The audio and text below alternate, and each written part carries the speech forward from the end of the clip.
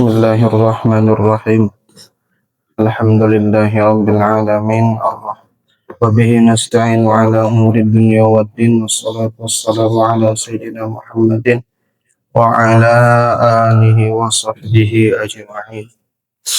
Rabbi shrah li sadri wa yassir li amri wahlul 'uqdatam min lisani yafqahu qawli.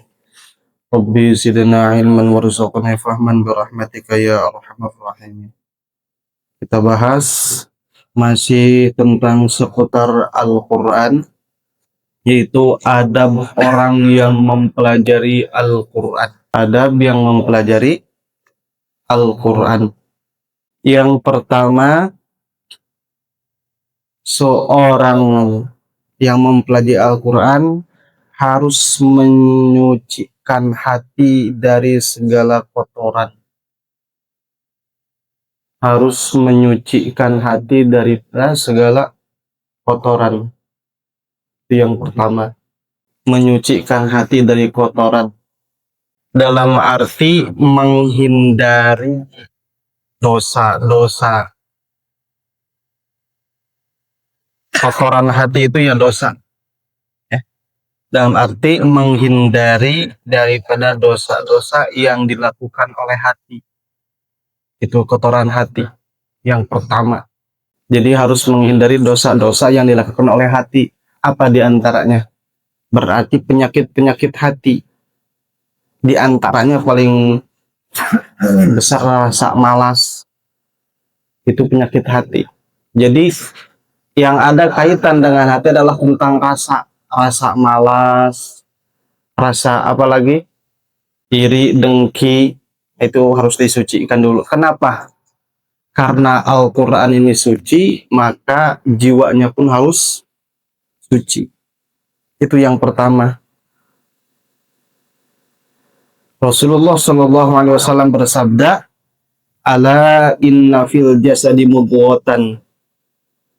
Idza salahat salahal jasadu kulluh. Wa idza fasadat fasadal jasadu kulluh. Ala wahya al-qalb." Kata Rasul, ketahuilah sesungguhnya di dalam jasad manusia itu ada segumpal darah, mudghah. Mudghah itu segumpal darah. Nah, jika segumpal darah itu baik, maka seluruh jasadnya atau seluruh perbuatannya bakal baik, akan baik. Dan sebaliknya, jika mudghah itu segumpal darah itu jelek, maka seluruh perbuatannya akan jelek. Apa itu mudghah itu? Ala wahya al-qalb. Itu adalah hati manusia. Jadi pusatnya semua urusan manusia tergantung hati. Kalau hatinya baik, pasti perilakunya baik. Hati itu apa? Kalau bahasa kita, jantung. Hati itu jantung. Kolbun. Makna kolbun dari kolaba, balik, bolak-balik. Jadi hati ini punya sifat bolak-balik. Hari ini kadang malas, hari ini enggak. Itu sifat hati. Jadi bukan apa namanya?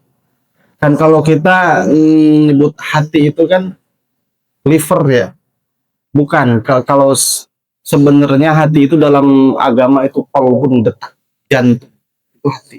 Disitulah pusatnya manusia. Maka bersihkanlah hati kita daripada kotoran-kotoran atau dosa-dosa yang akan nempel di hati. Itu yang pertama yang harus dilakukan oleh seorang yang mempelajari Al-Quran. Ada keterangan, al-ilmu harbun lil fata al-muta'ali, as-saidi harbun lil makanil ali. Ilmu itu pantangan bagi seorang pemuda tinggi hati. Bagaimana air pantang mengalir ke tempat tinggi. Ya, ilmu tidak akan sampai kepada orang yang sombong. Al-ilmu harbun lil fata al-muta'ali. Ilmu tidak akan sampai atau tidak akan menuju kepada hati yang sombong. As-sayyi harbun lil makanil ali, seperti mana air yang tidak akan mengalir di tempat yang tinggi. Ilmu tidak betah pada hati yang sombong. Maka tataklah hati kita sebelum mempelajari Al-Quran. Nah, boleh dihafal ini keterangannya. Al-ilmu harbun lil fata al-muta'ali. Boleh ditulis atau dihafal, silahkan. Al-ilmu harbun lil fata al-muta'ali. Al-ilmu harbun al-ilmu harbun lil fata.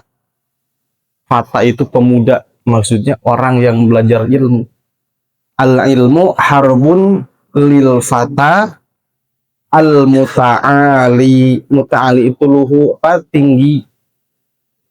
Dalam artian orang yang tinggi hati, berarti sombong. Al-ilmu harbun lil fata al-muta'ali. Artinya ilmu tidak suka kepada orang yang tinggi hati. Ilmu tidak suka kepada orang yang tinggi hati, dalam artian sombong. Udah? Al-ilmu harbun lil fata al-muta'ali. Ilmu tidak suka kepada orang yang sombong atau tinggi hati. As-saili harbun lil makanil ali. As-saili harbun, as-saili harbun, as-saili, as-saili harbun lil makan. Harbun, sebenarnya kalau mana harbun itu perang, musuh. Tapi dalam artian musuh di sini bukan berarti berseteru, tapi tidak suka. Kasaili harbun lil makanil ali. Kasaili harbun lil makanil ali. Artinya sebagaimana air tidak akan mengalir ke tempat yang tinggi. Kasaili harbun lil makanil ali. Sebagaimana air yang tidak akan mengalir ke tempat yang tinggi. Sebagaimana air yang tidak akan mengalir ke tempat yang tinggi.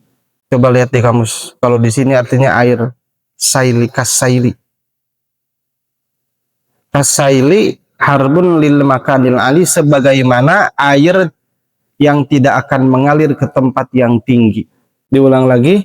Al-ilmu harbun lil fata al-muta'ali. Kasaili harbun lil makanil ali. Ilmu tidak akan, atau ilmu tidak akan sampai boleh bagi seorang yang tinggi hati, dalam artian sombong, bagaikan air yang tidak akan mengalir ke tempat yang tinggi. Yang kedua, berguru kepada guru. Berguru kepada guru yang kompeten. Berguru kepada guru yang kompeten. Kita mau belajar ilmu kedokteran, mestinya kita belajar sama dokter. Kita mau belajar Al-Quran, mestinya kita harus belajar sama guru yang ahli Al-Quran. Gitu. Jadi harus ada guru. Guru itu siapa? Orang yang mendidikmu mengetahui sesuatu, walaupun satu huruf, itu adalah guru. Berarti tidak cukup bagi seseorang yang mempelajari Al-Quran baca kitab sendiri atau sekarang dari mana? Dari sosial media. Itu tidak cukup. Cukupkah belajar di sosial media? Cukup nggak? Enggak. Bisa cukup atau boleh kalau belajar lewat media sosial, lewat secara langsung. Sekarang video call itu boleh. Akan tetapi kalau ada semacam video itu tidak sah, tidak boleh. Harus berguru kepada orang langsung. Kenapa? Karena untuk menghindari hal-hal yang tidak apa namanya, hal-hal yang jelek aja. Berguru kepada seorang yang kompeten, yang jelas agamanya, nyata ilmunya, yang telah terkenal kapasitas keilmuannya. Ya, pada artinya para ahlinya. Muhammad bin Sirin, Malik bin Anas, dan lainnya dari kalangan para salaf berkata, ilmu ini adalah agama, maka perhatikanlah dari mana kalian mengambil agama. Hendaknya ia bersikap takzim, mengagungkan, meyakini kredibilitas keilmuan dan keunggulannya. Karena dengan sikap seperti itulah ia dapat dengan mudah mengambil manfaat dari sang guru tersebut. Makanya ada doa dianjurkan di sini, ada doa ketika berguru. Sebagian sholat jika berangkat ke tempat gurunya, mereka terlebih dahulu berinfak dengan sesuatu dan berdoa. Allahumma stur aiba muallimi anni wa la tudhib barakata ilmihi minni. Jadi ulama-ulama terdahulu itu sangat luar biasa berguru. Bahkan mereka ini berdoa, Allahumma stur aiba muallimi anni wa la tudhib barakata ilmihi minni. Itu doanya. Mudah apa? Allahumma stur, coba baca. Allahumma stur ghaiba muallimi anni wa la tudhib barakata ilmihi minni. Allahumma stur ghaiba muallimi anni wa la tudhib barakata ilmihi minni. Allahumma stur ghaiba muallimi anni wa la tudhib barakata ilmihi minni. Hai, kalau duduk yang bagus, jangan naruh tangan di belakang kalau lagi kajian. Allahumma stur ghaiba muallimi anni wa la tudhib barakata ilmihi minni. Allahumma stur aiba muallimi anni wa la tudhib barakata ilmihi anni. Artinya, ya Allah, tutuplah aib guruku dari, dan jangan halangi aku mendapatkan berkah ilmunya. Ini doa ketika kita belajar sama guru. Ya Allah, tutuplah aib guruku dari, dan jangan halangi aku mendapatkan berkah ilmunya. Barakata ilmihi minni. Diulang lagi, Allahumma stur, boleh dicatat, Allahumma stur aiba muallimi anni wa la tudhib barakata ilmihi minni. Sekali lagi, Allahumma stur aiba muallimi anni wa la tudhib barakata ilmihi minni. Sudah? Ditulis sudah? Dihafal? Boleh? Allahumma stur aiba muallimi anni wa la tudhib barakata ilmihi minni. Itu syarat yang kedua, adab yang kedua. Sekarang yang ketiga, berpenampilan sopan. Berpenampilan sopan. Seorang yang mempelajari Al-Quran harus berpenampilan sopan. Sopan seperti apa? Kriteria sopan yaitu menurut agama. Sopan menurut agama, yang pertama harus pakai penutup kepala. Itu yang pertama. Jadi sopan menurut syariat dianjurkan untuk memakai penutup kepala. Bahkan orang-orang terdahulu, seperti zaman para ulama terdahulu, orang yang melepas peci, penutup kepala dianggap orang fasik. Zaman dahulu punya adat istiadat seperti itu. Jadi kita ke pasar, kemana-mana harus pakai peci. Ya Nopal, di pesawat pakai peci. Jadi kalau ulama terdahulu, ada orang yang suka melepas tutup kepala dianggap orang fasik. Kenapa? Salah satu daripada adab kita yaitu memakai penutup kepala. Terserah mau imamah, mau peci, mau apa aja penutup kepala, tergantung adat istiadat. Tuh, seperti orang Arab kan sorban ya. Sorban kayak apa? Tali. Itu adatnya seperti itu. Itu penampilan sopan. Yang pertama pakai penutup kepala. Yang kedua memakai baju yang menutupi aurat. Memakai baju yang menutupi aurat. Atau baju yang layak. Atau pakaian yang layak. Ya gak mungkin datang ke majelis ilmu pakaian celana pendek. Itu gak boleh. Itu kurang adab. Ataupun pakai kaos oblong, kaos apa namanya, yang nggak ada tangan lengan tangan. Nah, itu kurang bagus. Memang itu sul adab terhadap ilmu, ya. Datang ke kajian pakai celana pendek, mau main futsal, kajian dulu, itu kurang bagus. Dan memang tidak bagus, bukan kurang. Tidak adab terhadap ilmu. Kemudian yang ketiga, bersiwak. Sunatnya bersiwak, itu adab kepada ilmu. Bersiwak.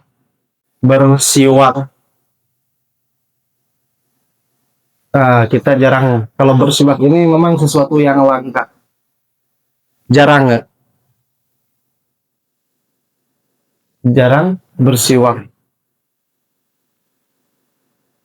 Rahasia bersiwak itu besar pahalanya. Bahkan Rasulullah pernah bilang, seandainya bersiwak itu tidak memberatkan bagi umat, maka aku akan wajibkan. Itu kata Rasul. Kalau seandainya bersiwak ini tidak berat bagi umatku, aku wajibkan bersiwak ini. Tapi kata Rasul telah mengetahui bahwa umatnya pasti merasa berat. Makanya kata Rasul sunat saja. Siwak ini bukan untuk menuntut ilmu saja, mau sholat, apalagi surat-surat bersiwak berapa mau melakukan apa saja banyak ya, mau wudu, terus sholat, apalagi belajar, sama itu bersiwak. Kemudian yang keempat, mengucapkan salam ketika sampai di majelis ilmu. Itu sopan, penampilan sopan. Mengucapkan salam ketika sampai di majelis ilmu. Di mana ia tiba-tiba datang langsung duduk, itu kurang bagus. Contoh kita ikut kajian di suatu halaqah, maka hendaknya mengucapkan salam. Yang keempat. Yang kelima, meminta izin kepada guru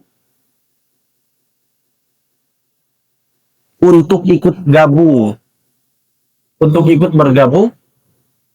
ke majelis ilmu. Jadi meminta izin kepada guru untuk bergabung pada majelis ilmu.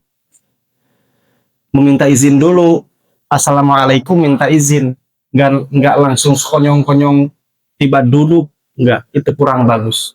Maka meminta izin kepada guru untuk ikut majelis ilmu. Itu yang keberapa? Penampilan yang kelima. Yang keenam, menempati tempat yang kosong di majelis ilmu. Jangan nyela, mentang-mentang santri senior, Saat depan udah penuh, langsung aja ke depan. Itu gak bagus. Duduk di tempat yang kosong. Di majelis ilmu itu. Itu nomor 6. Kecuali guru dan yang lainnya mempersilahkan. Kecuali guru dan yang lainnya mempersilahkan. Baru itu boleh. Kecuali guru dan yang lainnya mempersilahkan. Baru itu boleh. Jadi kecuali guru dan yang lainnya mempersilahkan. Contoh, kita ikut kajian di rumah kita. Biasanya mingguan di majelis taklim kan, di musola. Hendaknya kita datang, baca salam, ikut gabung. Ternyata tempatnya udah penuh. Nah, maka kita duduknya di mana? Di tempat yang kosong. Ya. Kecuali kiainya atau ustadznya manggil, kamu sini, duduknya samping saya. Baru itu boleh. Kalau tidak ada suruhan seperti itu, jangan berani nyelak. Itu kurang adab terhadap ilmu. Itu ada berapa? Ada 6 berarti ya. Penampilan itu ada 6. Sekarang syarat atau adab orang menuntut ilmu keberapa tadi? Sekarang ketiga, keempat. Bersikap sopan terhadap kepada hadirin. Nomor 4, adab menuntut ilmu, bersikap sopan kepada hadirin. Bersikap sopan kepada hadirin. Udah bersikap sopan kepada hadirin dalam arti jangan bikin rusuh di halaqah, di tempat kajian. Datang ke tempat kajian malah curhat. Nah, itu tidak bagus. Nggak tidur, ngobrol. Nggak ngobrol, tidur. Itu salah satu tidak sopan ketika berilmu. Itu di belakang siapa yang tidur? Diri kamu. Saya lagi bahas kamu tidur. Kok berani? Saya lagi ngaji kamu tidur. Mana bukunya Rafa? Duduknya yang bagus. Duduk. Bukan selonjoran. Bukan tiduran. Ini lagi dibahas. Yang kelima, belajar tatkala suasana hati guru sedang tenang. Belajar ketika suasana hati guru tenang. Belajar ketika suasana hati guru tenang. Duduk berapa? Nulis lagi. Nomor 5, belajar ketika suasana hati guru tenang. Contohnya seperti apa? Kita mau belajar, guru sedang sibuk. Maka hentikanlah, urungkan niat itu. Oh ya iyalah, orang lagi sibuk, gimana mau belajar? Maka istilahnya kita tahu posisi guru kita. Hati guru tenang dalam artian tidak sibuk gurunya. Kita mau belajar misalkan di rumah, di ustadz masjid, pas begitu ke rumahnya gurunya lagi sibuk, maka mungkin ganti di lain waktu, jangan di waktu itu. Karena apa? Nanti tidak benar belajarnya, tidak fokus. Itu nomor 5, belajar ketika suasana hati guru tenang.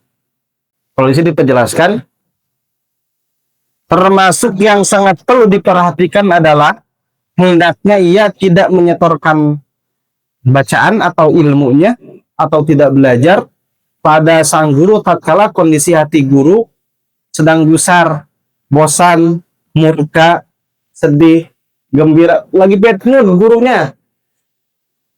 Ya, gurunya lagi marah-marah. Setor enggak? Tunggu dulu sampai dia redam marahnya. Lapar, haus, ngantuk, gelisah. Itu kurang bagus. Dan termasuk adab kepada guru juga. Kan kita seorang santri harus sering adab kepada guru. Contoh, kita punya guru di rumah. Ya, guru kalian yang harus kalian Muliakan nomor pertama siapa? Siapa? Guru kalian yang harus kalian datangi ketika kalian pulang ke rumah. Siapa? Guru TK dan guru SD, guru ngaji. Itu nomor pertama. Guru yang ngajarkan kalian tentang huruf hijaiyah, itu guru pertama yang harus kalian datangi ketika kalian pulang ke rumah. Masih ingatkah guru TK-mu? Masih ingatkah guru yang mengajarkan alif, ba, ta, sa? Masih ingat? Apakah kalian masih berinteraksi? Kalau kalian sekarang sudah melupakannya, mulai sekarang ketika kalian pulang, datangi rumahnya. Astagfirullah. Guru dilupakan, kecuali jaraknya jauh. Kalau ada di sekitar kita, hendaklah datangin. Bukan hanya datangin, kita sowan ke sana, salam, berbincang-bincang silaturahmi. Maka itulah adab kita kepada guru. Karena kamu tidak akan bisa menghafal Al-Quran, tidak bisa membaca Al-Quran kalau tidak ada yang mengajarkan huruf hijaiyah. Sama ketika guru yang formal, apakah guru SMA, guru SMP, guru TK yang harus kamu datangin pertama. Kenapa? Kamu tidak akan bisa belajar membaca kalau tidak ada yang mengajarkan huruf abjad. Itulah urutan guru yang harus kalian lihat. Diharapkan ketemu guru datang ke rumahnya. Bukan cuek, suul adab gitu. Datangin ke rumahnya. Kenapa? Nanti suatu saat gurulah yang akan mensyafaati. Seperti itu. Itu urutan guru yang harus kalian datangin. Sama, ketika kita menuntut ilmu, maka lihat dulu situasi kondisi guru. Sibuk enggak? Lagi capek enggak? Ini posisinya kalau kita selain dari pondok pesantren. Kalau di pondok pesantren mah insya Allah guru tidak pada sibuk hal-hal yang lain kecuali sibuk ngajar. Ini mah kita mau berguru kepada guru yang berarti di luar pesantren. Ya, kita mau apa? Belajar sama ustadz ini, lihat dulu waktunya.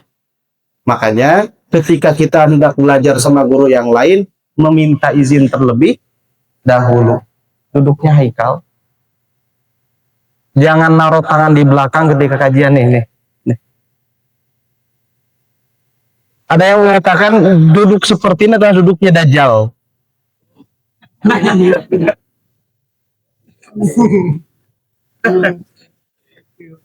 Itu dibahas, apalagi orang-orang jamaah tabligh.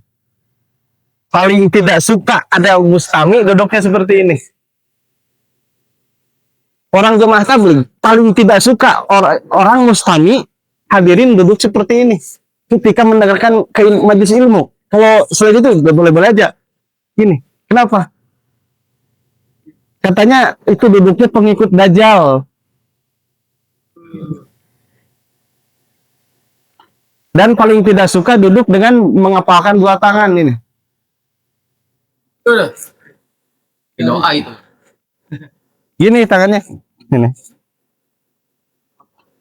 Saya dulu waktu kecil sering bertemu dengan jemaah tabligh yang masjid ke masjid kan.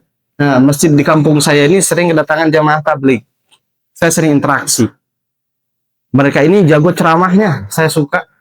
Saya lagi main bola, tiba-tiba dia datengin waktu itu. Lagi main bola, sama teman-teman didatengin suruh ke masjid. Lagi main bola, langsung suruh ke masjid. Suruh ikut kajian. Ya nggak mungkin, saya selesaikan dulu main bola.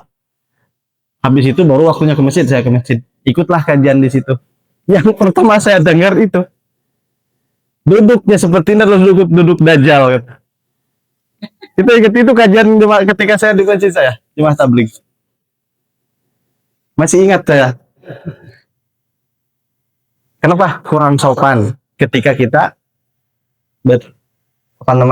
sedang menuntut ilmu. Makanya lihat orang-orang jamaah tabligh kalau menuntut ilmu tuh langsung berhadapan-hadapan dan langsung maju ke depan, langsung nunduk matanya fokus, duduknya tenang.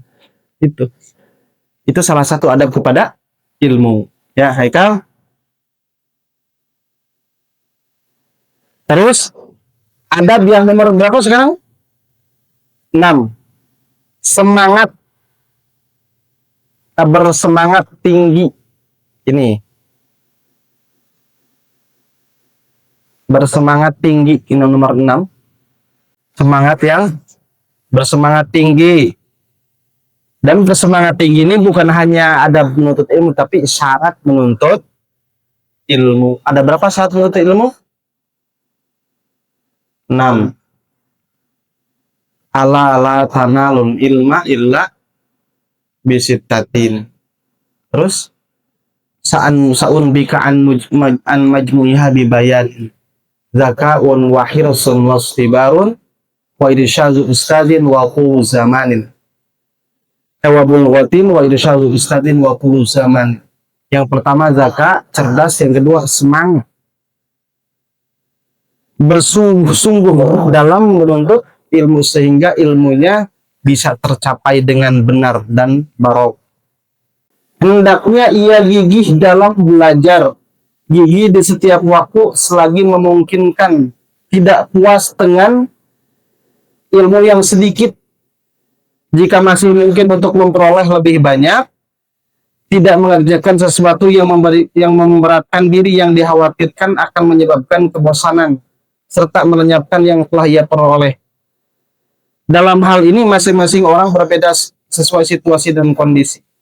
Jika ia hadir di majelis namun tidak mendapati sang guru, hendaknya ia mengerjakan tugas yang diberikan. Ketika gurunya belum hadir,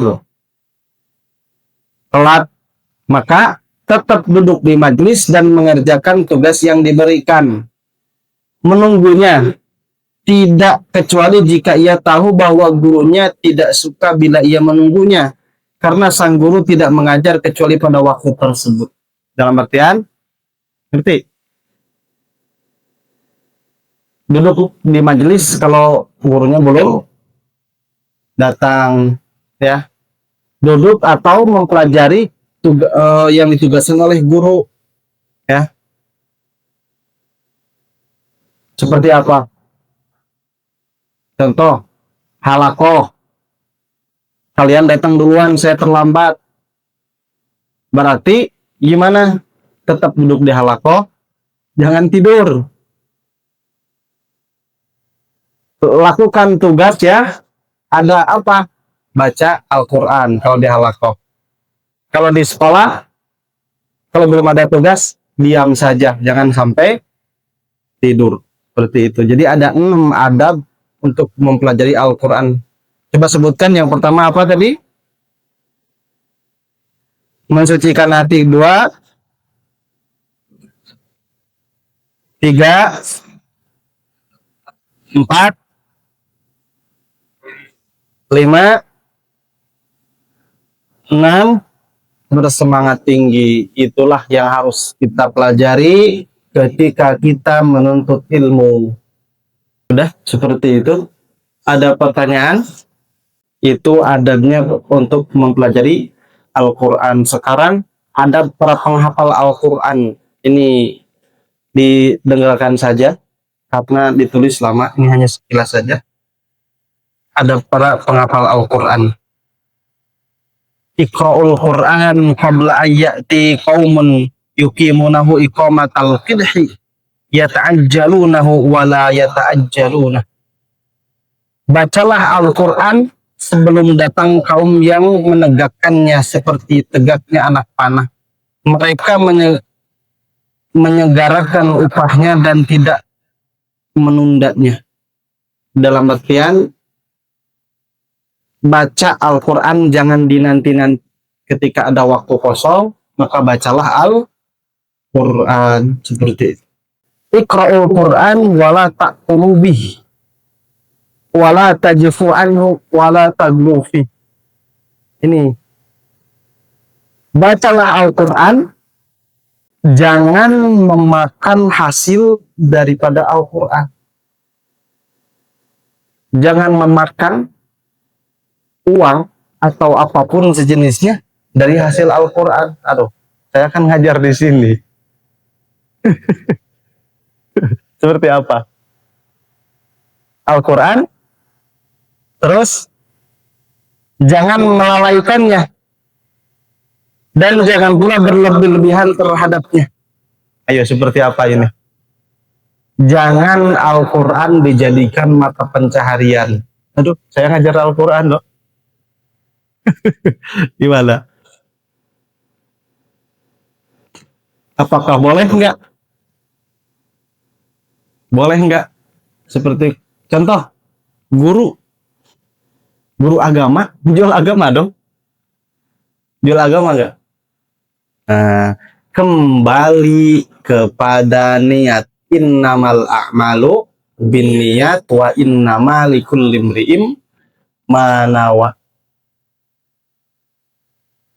Kalau ngajar Al-Quran hanya sebatas pengen dunia, pengen pangkat, pengen gaji, maka di hadapan Allah nol, tidak ada harganya. Karena yang dicari adalah dunia, walaupun bentuknya perkara akhirat. Dan sebaliknya, yang dicarinya akhirat akan menjadi pahala walau bentuknya perkara dunia, itu akan jadi pahala. Contoh, kita baca Al-Quran bukan karena Allah, karena kepengen dilihat orang bahwa kita rajin, atau karena kepaksa, hukuman kepaksa. Baca 2 juz, duta hari ini hukum. Hati nggak ridho, capek. Bukan karena Allah, tidak jadi pahala. Terus apa lagi? Li'ajlin nas. Baca Al-Quran li'ajlin nas. Bukan li'ajlillah. Karena arah-arah manusia, karena pengen dilihat manusia, Masya Allah, iya rajin misalnya. Nah, itu di hadapan Allah nol. Tidak ada harga. Tapi sebaliknya, ada yang ternyata perkara dunia, tapi kitanya ikhlas. Contoh kecil. Di jalan ada kayu yang menghalang, ranting pohon yang menghalang.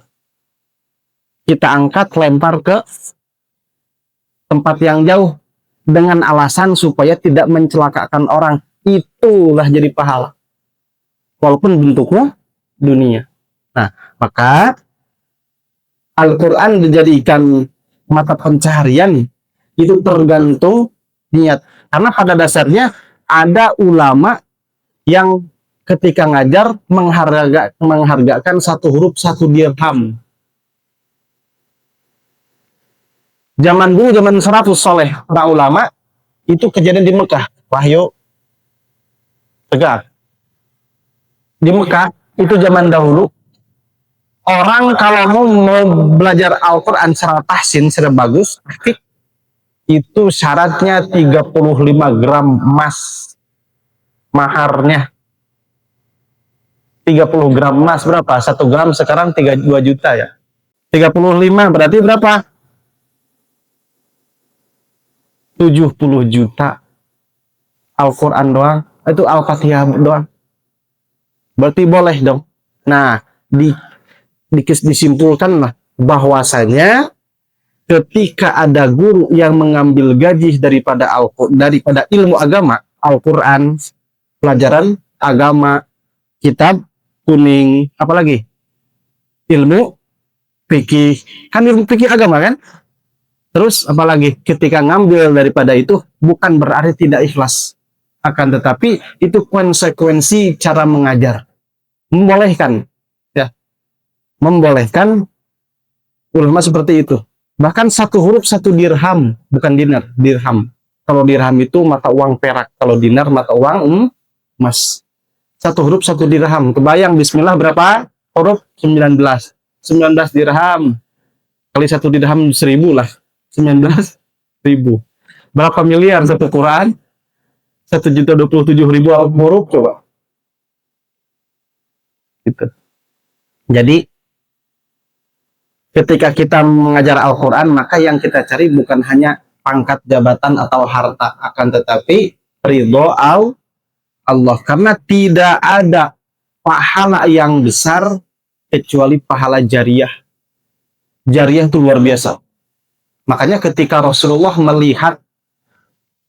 dibuka hijab, diperlihatkan ada orang yang menanam tanaman satu kali, tapi panennya unlimited. Rasul pernah dilihatkan seperti itu. Ada orang yang menanam sebuah tanaman yang akan menghasilkan satu kali nanam, begitu nanam langsung tumbuh, begitu tumbuh langsung dipanen, begitu habis panen sisa panen tumbuh lagi. Jadi panennya unlimited selamanya. Bahkan Rasul pun menanya, "Man haula ya Jibril?" Wah, Jibril itu apa sih? Orang seperti apa? Kata malaikat Jibril, itu adalah umatmu ya Rasul. Itu adalah umatmu yang mempunyai pahala amal jariyah. Makanya ketika kita hendak belajar atau mengajar, niatkan untuk karena Allah.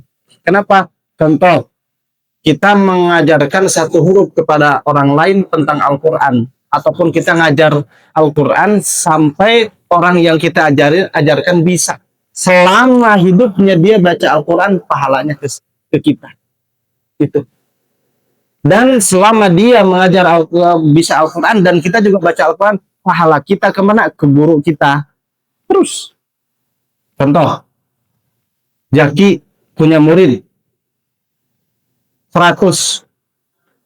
Ajarkan Al-Quran, bisa baca semua. Setiap murid, satu orang ketika baca Quran, pahalanya nyampe ke Jak. Itu jariyah. Kalau 100. Nah, dan pahalanya itu bakal sampai ke guru Jaki. Berapa? 101 dengan Jakinya. Unlimited pahalanya. Makanya, kenapa para ulama ini menciptakan banyak karya, terutama dalam bidang agama. Setiap ulama pasti menciptakan kitab, ya kan? Menulis kitab. Kenapa? Itu yang diinginkan. Kenapa? Setiap ada kitab yang dibaca, diamalkan, pahalanya jariyah. Gitu. Jadi intinya tergantung hati. Kalau hatinya hanya sebatas dunia, maka tidak ada pahala. Tapi kalau hatinya disertai dengan mencapai ridho Allah, maka akan menjadi pahala. Kembali ke hadis tadi, ala inna fil jasadi mudghah. Ketika hatinya baik, maka akan baik. Dalam artian ketika hatinya diniatkan dengan lurus, maka akan menjadi pahala. Seperti itu. Nah, ini aja.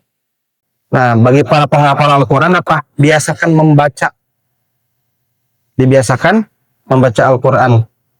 Nah, untuk para penghafal Al-Quran, di sini ada membiasakan qiraat malam, membaca Al-Quran di waktu malam, membiasakan. Para penghafal Al-Quran harus bisa membiasakan membaca Al-Quran di waktu malam. Ini banyak nih. Ni'mar rajul Abdullahi law kana yusalli minal lail. Sebaik-baik laki-laki adalah hamba Allah jika ia mengerjakan sholat di waktu malam. Dalam hadis Rasul lagi, ya Abdullah, la takun misla fulan karena yakumul lail summa tarokahu. Wahai hamba Allah, janganlah kamu menjadi seperti seseorang. Dahulu ia selalu melakukan sholat malam tapi kemudian meninggalkannya. Jadi sholat enggak istiqomah. Syaraful mu'min qiyamul lail. Kemuliaan seorang mukmin terdapat pada sholat malamnya. Ini syaraful mu'min qiyamul lail. Ada hadis lagi, yanzilu rabbukum kullailatin ila sama'id dunya hina yamdi syahrul lail yaqulu hal min da'in fastajibalah. Setiap malam ketika telah lewat tengah malam, Tuhan kalian turun ke langit dunia dan berfirman, apakah ada yang berdoa, maka akan aku kabulkan. Jadi di sepertiga malam Allah turun ke langit dunia. Oh gimana? Yani magfirahnya. Jadi di setiap sepertiga malam atau di malam hari Allah menurunkan rahmatnya, menurunkan kasih sayangnya kepada hamba yang melaksanakan atau melakukan sholat di waktu malam, tahajud. Itu. Jadi orang yang sering melakukan sholat malam akan mendapatkan rahmat Allah, akan mendapatkan kasih sayang Allah. Ini Hal min da'in fa'astajibulah. Maka setiap keinginannya pasti dikabulkan. Maka kalau kita banyak keinginan, banyak rencana, banyak planning hidup, sering sholat malam jawaban. Itulah permasalahan kita. Kita punya hajat. Ya Allah, saya pengen kuliah di sana. Ya Allah, saya pengen belajar di suatu tempat yang dimana kita inginkan. Jawabannya sholat malam. Ya Allah, pengen mobil, harta yang melimpah. Sholat malam. Bahkan kalau kata murabi, orang yang mengamalkan sholat malam, tahajud, akan mempunyai apa? Haibah jalaliyah. Tahu haibah jalaliyah? Haibah itu cinta. Jalaliyah. Jalal itu Allah. Jadi, kecintaan Allah. Dalam artian, Allah akan mencintainya. Nur haibah jalaliyah itu dalam artian, kalau dia dilihat seseorang tuh kelihatannya tenang, berwibawa. Dan kadang-kadang kalau kita ketemu orang yang punya haibah jalaliyah, kita malu. Contoh, Habib Umar ke Indonesia, lihat orang-orang seperti apa menyambutnya. Padahal Habib itu bukan Habib Umar loh, bukan hanya Habib Umar loh, ya kan? Banyak di Yaman tuh Habib-Habib yang lain. Tapi ketika Habib Umar datang, undangan semua tertuju ke Habib Umar. Habib yang lain seakan-akan terlewatkan kan? Kenapa? Nur haibah jalaliyahnya sudah kuat. Ya kan? Gimana pandangan orang-orang ke Habib Umar? Pengen melihatnya. Kenapa? Itu haibah jalaliyahnya sudah kuat. Itu orang yang sholat malam dan mempunyai kaulang sakila. Kata murabi, kaulang sakila itu apa? Ucapan yang berat. Dalam artian, ucapannya itu nyata. Ucapannya sering Allah kabulkan. Aduh ya Allah, pengen istri 4. Enggak. Ya Allah, kalau aku pengen mobil Pajero, Allah kabulkan. Maka sholat malam lah dengan istiqomah, terutama untuk para penghafal Al-Quran. Berat tuh. Hal yang paling berat itu sholat malam. Sholat duha kita bisa melaksanakan nggak? Gampang. Sholat duha mas, selesai halakoh duha. Coba sholat malam. Coba sholat malam. Dan tidak ada wali Allah yang tidur sampai subuh, tidak ada. Semua wali Allah itu bangun dari sepertiga malam sampai subuh. Tidak ada yang tidur. Makanya kalau ada orang mengaku wali, tapi tidurnya sampai subuh, bukan wali itu.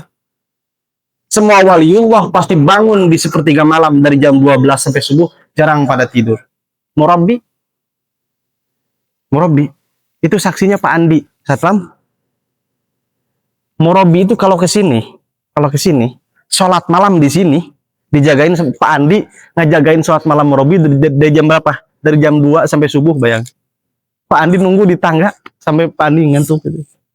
Murabi khusyuk sholat dari jam 2 sampai subuh, sampai azan subuh Murabi nggak pernah berhenti di tempat sholat.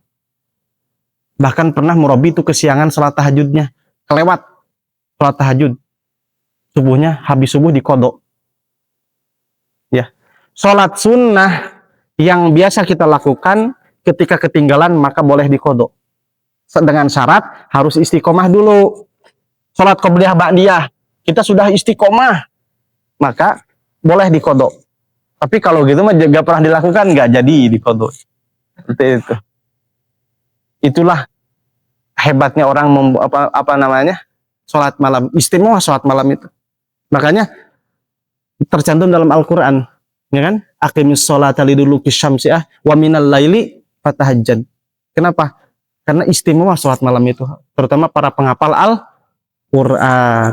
Jadi kalau di pondok kalian pasti bisa. Tolong ini amalkan di rumah. Pokoknya tidak pernah dia tinggalkan itu istiqomah. Terus setiap hari.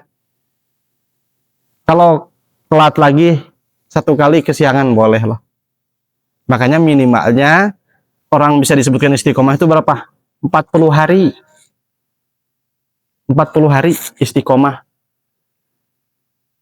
Ya, Rafif, di rumah tahajud dari jam 2, sering sambil main ini. Itu bukan tahajud, itu mah ronda malam, sip malam. Kalau kita, dah heran, kita gadang satu malam pasti kuat. Sampai subuh kuat gak? Kuat. Coba tidur dulu terus bangun. Coba aja. Kalau kita kadang dari 9 malam ngumpul sama teman-teman kuat sampai subuh. Tapi kalau kita tidur dulu terus jam 12 bangun bisa nggak? Bisa, tapi ibadahnya yang malas. Bangunkan untuk ngopi mah sekalian ML bisa. Saya rasain. Tapi untuk sholat Allah berat. Dan tiba-tiba rasa takut itu muncul. Rasa takut itu muncul. Dulu ini cerita ada orang kampung yang punya hajat datang ke kiai, ya kiai mungkin dia bilang, saya pengen punya hajat seperti ini. Sama kiai bukan dikasih apa-apa, dikasih amalan, kamu tahajud tiap malam selama 40 malam. Ini orang kampung yang tahajud. Kalau zaman dulu kampung itu di daerah saya itu rumahnya panggung. Dan di rumah panggung tidak ada kamar mandi di dalam. Setiap rumah panggung tidak mempunyai kamar mandi di dalam. Harus di luar, jaraknya jauh. Tergantung kamar mandinya, dari kayu juga. Kadang ada yang 10 meter, 20 meter, ada yang 100 meter ke kamar mandi jauh. Dari sini ke asrama, kalau saya dari rumah ke kamar mandi itu sekitar 20 meter. Dan di kampung saya tidak ada sumur yang besar ditutup pakai atap. Gitu. Nah, ini dulu ada orang seperti itu tiap malam bangun dari jam 12 ke kamar mandi dulu mau wudhu, harus wudhu selama 40 hari. Hari pertama mulai takut, hari kedua, 3, 4, 5 terus mulai takut, hari ke-10 ke atas mulai ada suara-suara yang ngikutin. Itu cerita asli ini.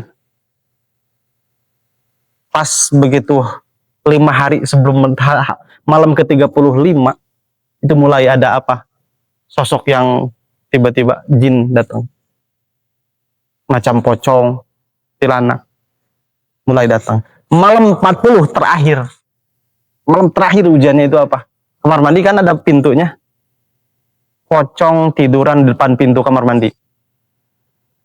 Ini cerita asli. Pocong tidur. Supaya apa? Supaya tidak jadi dia wudhu untuk tahajud. Nah, akhirnya karena dia hatinya sungguh-sungguh, dilangkahin doang, pocong langkahin aja udah. Nah, itu lulus ujiannya. Tahajud. Itu. Ya. Hilangkan penakut. Kenapa? Salah satu sifat penakut adalah salah satu lemahnya iman. Ya. Kita penakut, imannya lemah. Maka bagi para penghafal Al-Qur'an yang harus kita lakukan, membiasakan membaca Al-Quran dan sholat malam. Syaraful mu'min qiyamul lail. Kemuliaan seseorang itu dilihat daripada sholat malamnya. Kita sama-sama membaca kafaratul majlis. Subhanakallahumma wa bihamdika asyhadu an la ilaha illa anta astaghfiruka wa atubu ilaik. Assalamualaikum warahmatullahi wabarakatuh.